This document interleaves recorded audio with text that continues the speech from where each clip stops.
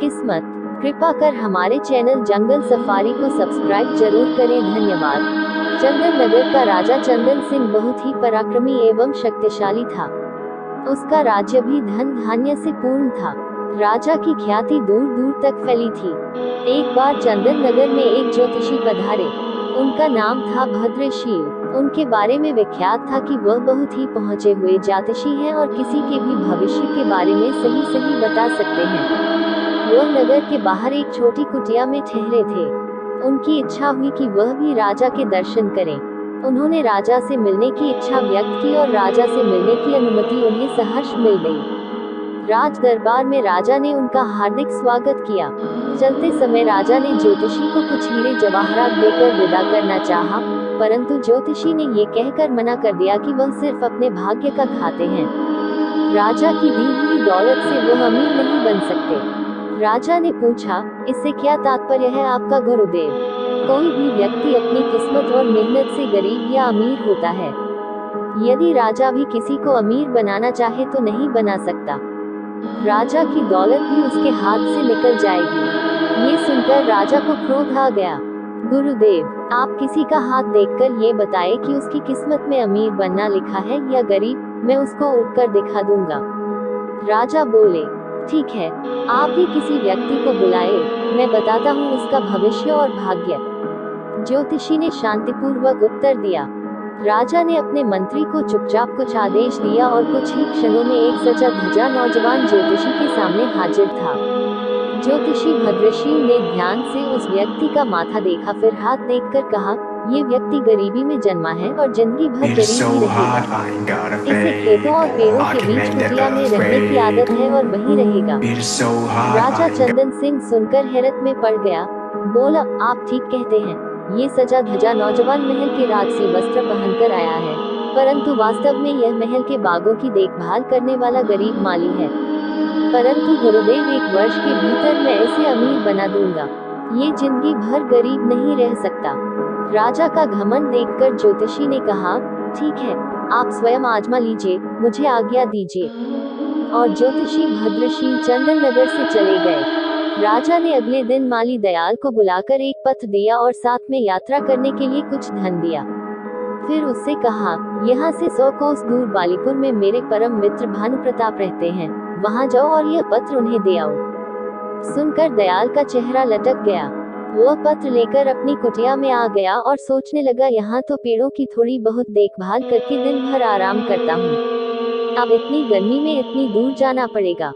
परंतु राजा की आज्ञा थी, इसलिए अगले दिन सुबह तड़के वह चंदन नगर से पत्र लेकर निकल गया। 2 गांव पार करते करते वह बहुत थक चुका था और धूप चढ़ने लगी थी। इस कारण उसे भूख और प्यास भी जोर की लगी थी। वह उस गांव में बाजार से भोजन लेकर एक पेड़ के नीचे खाने बैठ गया। अभी आधा भोजन ही कर पाया था कि उसका एक अन्य मित्र, जो खेती ही करता था, मिल गया। दयाल ने अपनी परेशानी अपने मित्र टीकम को बताई। सुनकर टीकम हंसने लगा। बोला, इसमें परेशानी की क्या बात है? राजा के काम से जाओगे, खूब आवभगत होगी। तुम्हारी जगह में होता तो खुशी खुशी जाता। ये सुनकर दयाल का चेहरा खुशी से खिल उठा।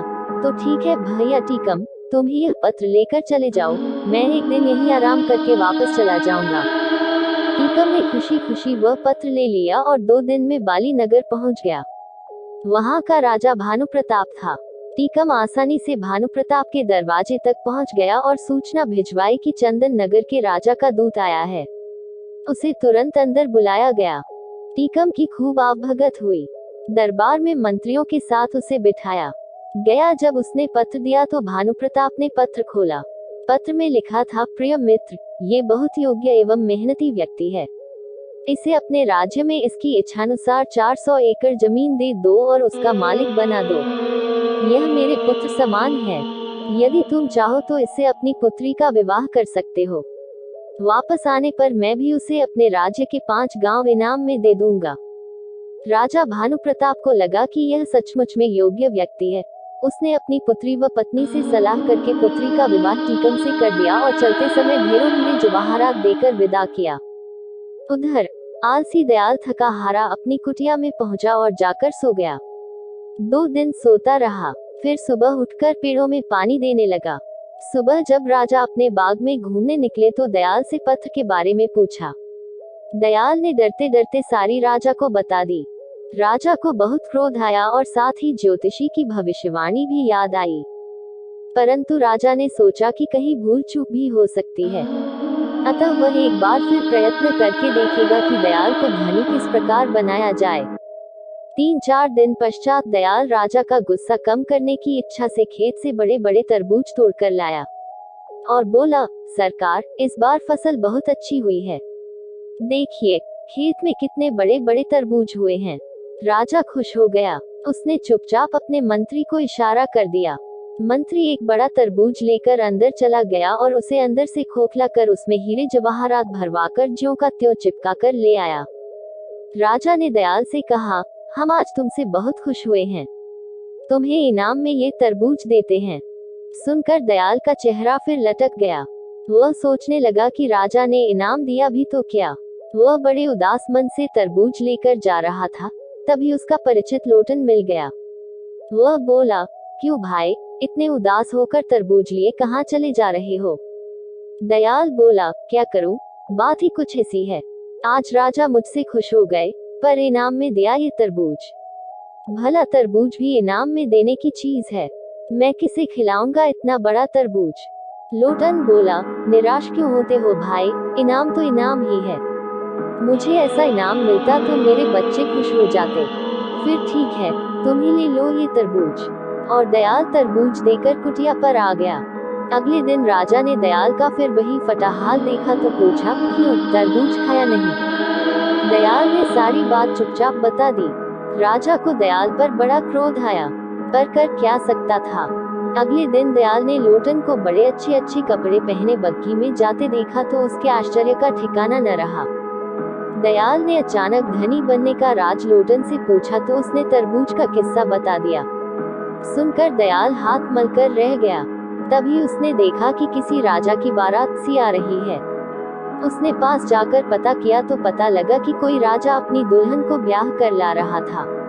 ज्यों ही उसने राजा का चेहरा देखा तो उसके हाथों के तोते उड़ गए। उसने देखा, राजसवारी पर टीकम बैठा था। अगले दिन टीकम से मिलने पर उसे पत्र की सच्चाई पता लगी, परंतु अब वह कर ही क्या सकता था। राजा ने भी किस्मत के आगे हार मान ली और सोचने लगा, ज्योतिषी ने सच ही कहा था, राजा भी गरीब को अमीर नहीं बना सकता, यदि उसकी किस्मत में गरीब रहना लिखा है। अब राजा ने ज्योतिषी भद्रशील को बहुत ढूंढवाया, पर उनका